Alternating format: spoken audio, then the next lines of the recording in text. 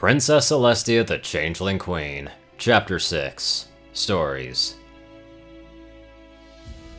In every conceivable manner, the family is a link to our past, bridge to our future.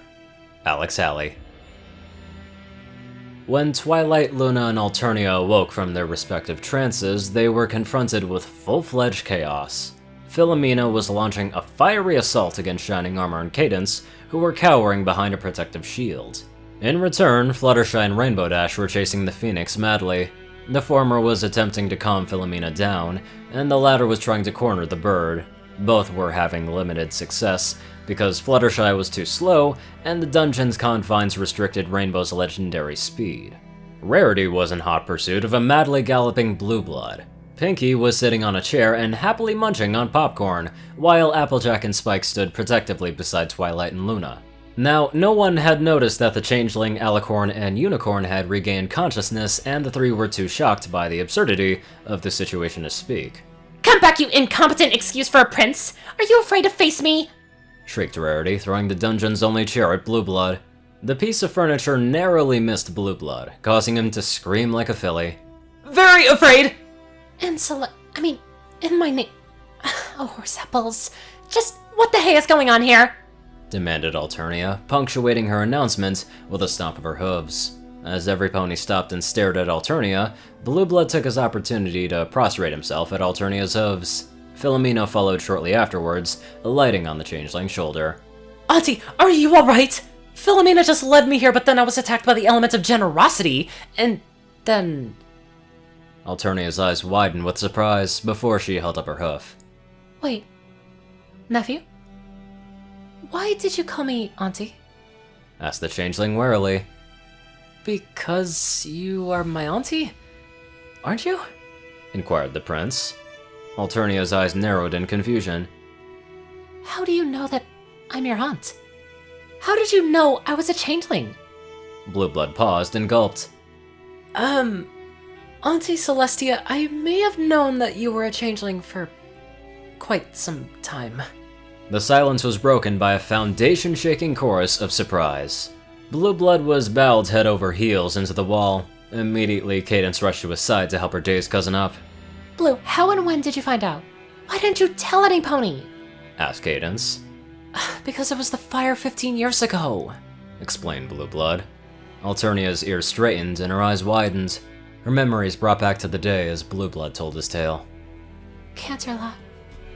Fire blazed through the sweet shop. Crackling flames jumped across the wooden floorboards, up the countertops surrounding the bowl of sweets. Glass jars and cupboards were shattered, warped and whipped by the roaring flames. Chocolates and caramels melted in their wrappers, and indomitable gobstoppers cracked. All of them became victim to the blaze. A small white colt backed away from the conflagration that had blocked him from the exit to the building. Hastily, he ran out of the shop floor and up the stairs, slamming the door behind him to lock out the flames. But Blue Blood couldn't block out the smell or the smoke. The nauseous, cloying sting that burned his throat and brought his memory back to that terrible day when he lost his parents and his home. The pony trembled as he saw the tongue of flames dancing beneath the doorframe, the yellow glow of the fire peeking out. Why did this have to happen to him? Why did fire hate him so much? He had just gone to use the colt's room, and then this? As the flames enveloped the door, the colt scuttled away to the window, opening it, hoping that somebody could at least see him. Help! Somebody help! Please! Yelled Blue Blood, but his voice was lost in the din. The whole block was ablaze. Old wooden structures, not renovated for years, cackled and snapped as the fire ravaged them. Fire ponies worked desperately, carrying water, hoses, and ponies. No pony noticed the young colt screaming for help. Blue Blood was forced to stop yelling when a sheet of flame closed his window. His eyes were wet with tears, and his lungs choked with smoke. The colt struggled away from the orange and red blur, which was all he could see. He felt his legs collapse, the choking scent of the smoke overpowering his senses. Nephew! Screamed a voice. Blue Blood's eyes opened wearily and then widened as the door was smashed open. A white alicorn stood in the doorway. Her regalia charred, her fur and feathers set aflame, but she didn't notice it as she trotted towards the colt. Blue Blood's eyes widened as he backed away. As the tongues of fire burned away the alicorn's fur and feathers, he could see a hardened carapace, a long jagged horn, and transparent wings. Blueblood, it's alright! I'm here. The figure smiled comfortingly. Blueblood's ears straightened as he heard the beloved voice of his aunt from that creature. Was it some sort of apparition here to take him to Tartarus in the guise of his aunt? The colt squirmed and shut his eyes. Auntie, save me! Screamed Blueblood. Of course, my little prince, said Celestia's voice. Blueblood winced as he felt the cold carapace against his skin, but the voice was still the same.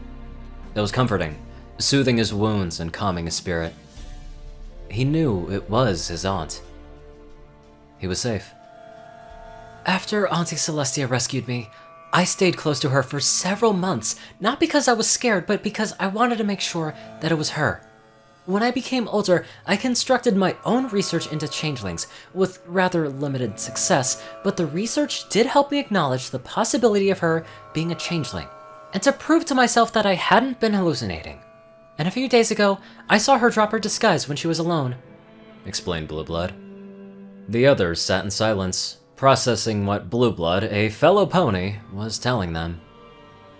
Wait, Princess, why didn't you notice your disguise dropping? Asked Twilight. Alternia rubbed her head with her hoof, her eyes averted in embarrassment. Changelings are naturally resistant to heat, so I must have been so focused on rescuing Blueblood that I didn't notice my disguise was getting disrupted. So, how did you get down here? Asked Rainbow Dash. Blueblood gestured to Philomena. Auntie's Phoenix. She dragged me down here. As if to confirm the prince's statements, the phoenix cawed loudly and rubbed her head against the changeling's neck, as if it were second nature.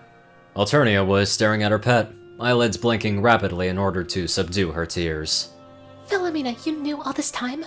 Whispered the changeling. The phoenix nodded and went back to nuzzling her owner, who closed her eyes and quietly returned the gesture. The others watched this scene with uncomprehending eyes, amazed and finally realizing what had been revealed to Twilight and Luna. Wait, what?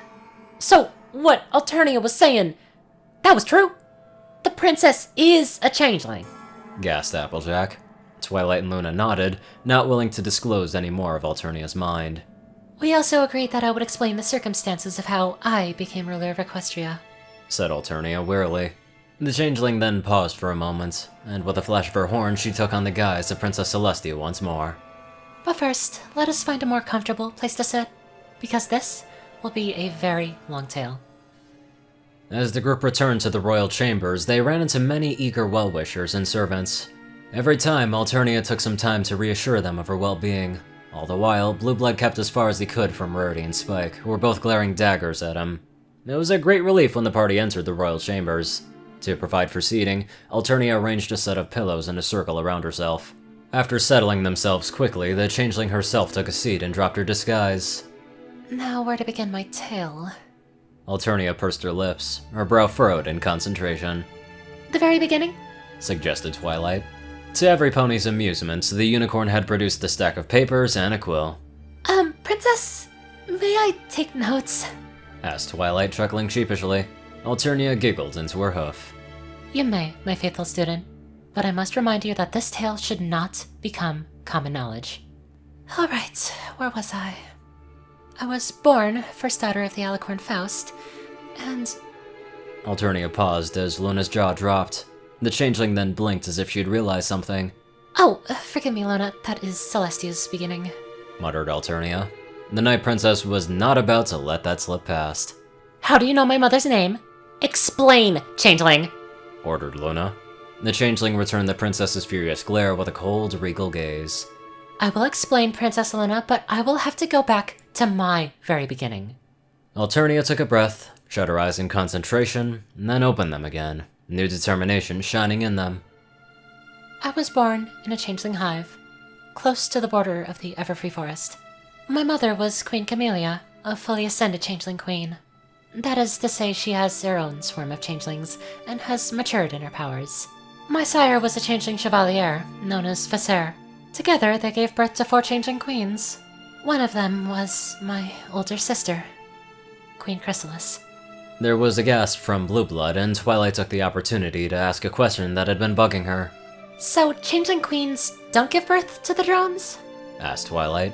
Alternia found herself confronted by a rather sickening image of her older sister with a massively swollen belly.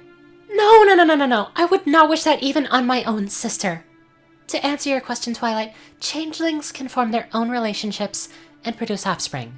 A queen chooses her mate after very careful consideration, and she is the only one who can give birth to female queens.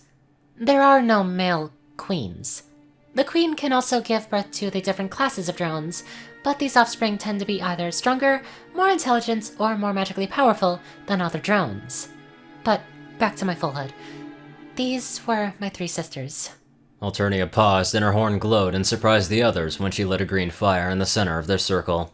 The fire didn't burn the floor, though it did give heat and threw long shadows all over the chamber. As the fire crackled and flickered, it shifted, and ghostly images began to appear. They formed the 4 figures of 4 young changeling queens. Alternia pointed to the tallest one. She wore a stern expression, with the ends of her mouth slightly upturned in a smirk. Chrysalis, or Chrissy, as she was known then, was my older sister. I could match her in shapeshifting and was easily the better actress. However, her battle magic was much more powerful than mine, and she was far more cunning. Yet, even then, she tended to underestimate her opponents, explained Alternia. The queen's hoof then moved to the 3rd tallest changeling. She wore a wry grin and looked similar to Chrysalis, though she had softer features. Simulacrus was my younger sister. She was the best shapeshifter and actress I have ever met. I could never be truly sure of what she was thinking. It was as if she was always wearing a mask, although I was never really close with her as I would have liked, though we did value each other. I admired her impersonation skills, and she respected my leadership ability, continued Alternia.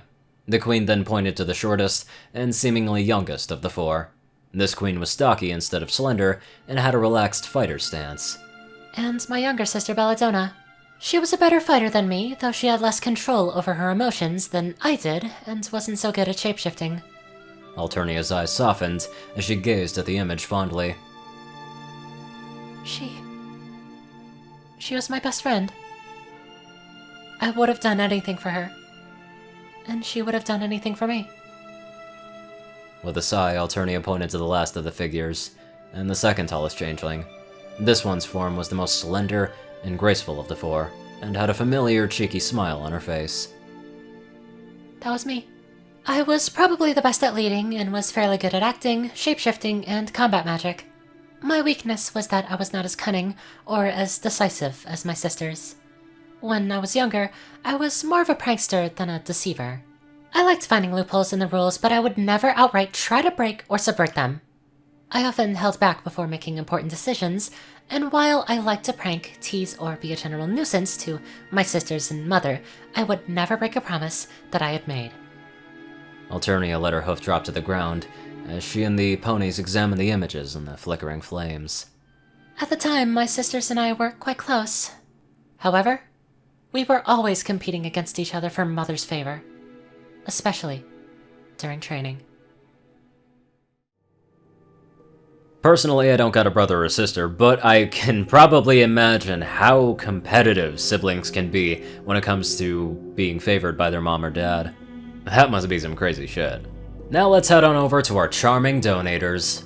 Top donators, Dash of Evergreen, Peter Coulthard, J Tin Man, Darkside, and Ponyman. CourierCruz CI, Delta Omega, Strix, RuneScythe9852, Dospo, Rhiny Dragonwolf, Secret Moon, Tal Rasha, The Toilet Snake, Sword Brethren Mordred, Cerberus, Goulash Eating Hussar, Starlight Glimmer, Squiddy Boy, David E. Sanchez, Soul Dragon, Gaggy, Trey, Shadow Drake, Joe Piercy, Alex F., Rainbow Dash, TLK Anderson, TV Killer, John Becker, Leon Reynolds, and Raven Speedster. Thank you all so much for watching this video. Live life to the fullest, and if you got some siblings, be nice to them if you can.